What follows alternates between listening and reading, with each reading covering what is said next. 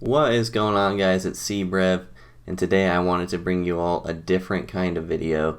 Today I'm going to be addressing patch 1.13, and I hope that this video sheds some light on some of the issues for you guys. This gameplay in the background is kind of the epitome of gameplay in patch 1.13. This was literally one of the worst games I've ever played, and spoiler alert, yep, I won. Got completely outplayed the entire time. My opponent had probably twice as many respectable swings as I did, but in these times, in these days, user input truly doesn't matter as much as it should. I want you guys to pay attention to exit velocities on good timing versus other timings, as well as which swings are rewarded and which are not, to kind of help put the video into perspective. So let's start by addressing whether or not patch 1.13 actually affected gameplay, since that has been a topic of controversy.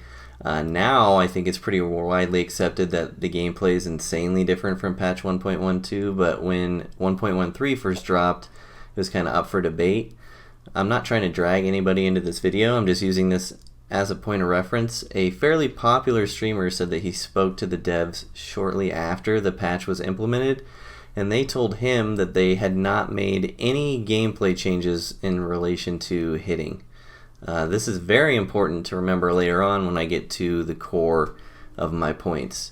Myself and anybody who plays this game on a highly competitive level can tell you now without a doubt that the differences in gameplay and user input success rates is night and day between patch 1.12 and patch 1.13. In my opinion, there's no question, no debate. Just watch some of these clips.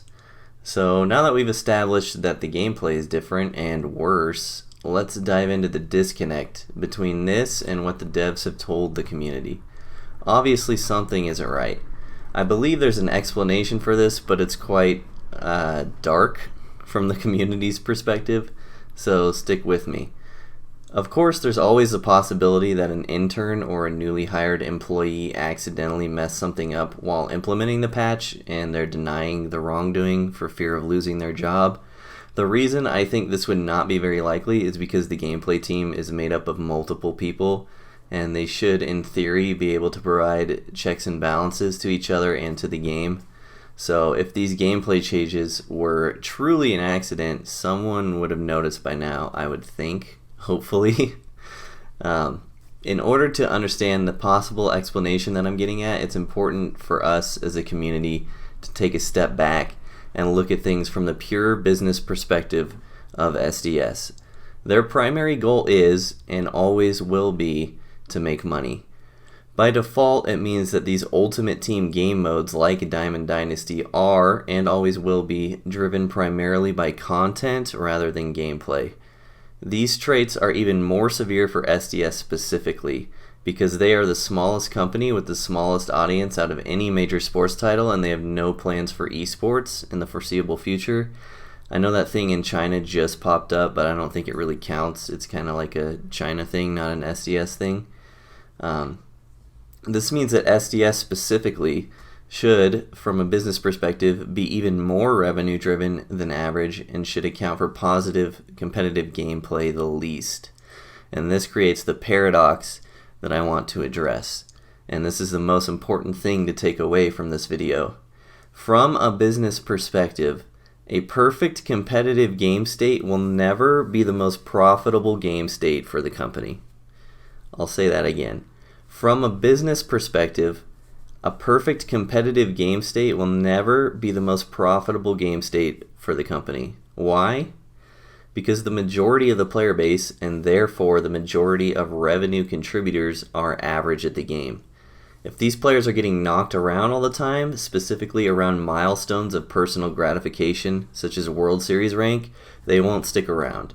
It's very important from a business perspective to keep these players engaged in working towards personal goals that are achievable to anyone with enough time and hopefully money invested. Additionally, baseball is the worst possible game out of all the major sports to have a perfect competitive game state. Think about it. Online baseball games are essentially the most hardcore 1v1 experience for a sports game that exists.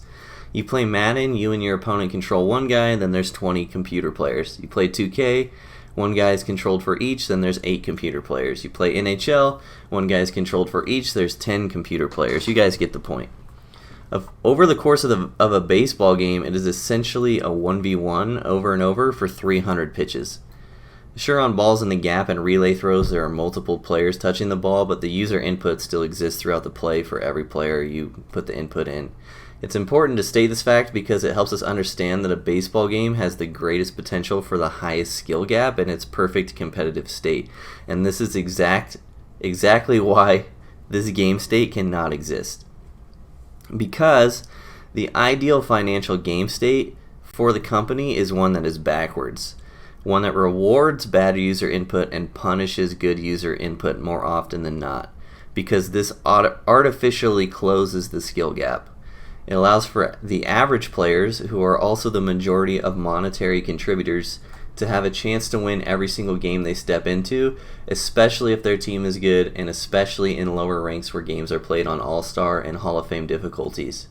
This keeps them engaged while working towards those milestones as mentioned earlier. And why are those milestones so important? Because a sense of strong personal accomplishment creates a sense of attachment between the player and the game. That person who has never made World Series until now will always remember the first time that they did, and they will forever attribute a piece of their personal validation with the game, and will most likely come back again and again to try and rekindle this validation. This is also why World Series rank is the so-called pinnacle of ranked seasons, yet the rating required is at a below average threshold for a top tier player. It creates an achievable pinnacle for the average player, which is perfect. Thus we come to the simple explanation, and that is that SDS doesn't see anything wrong with the game state that patch 1.13 provides. In fact, it is almost an ideal game state for the business. The RNG hitting results, the rewarding of bad input, and the punishing of good input, they all benefit the average player.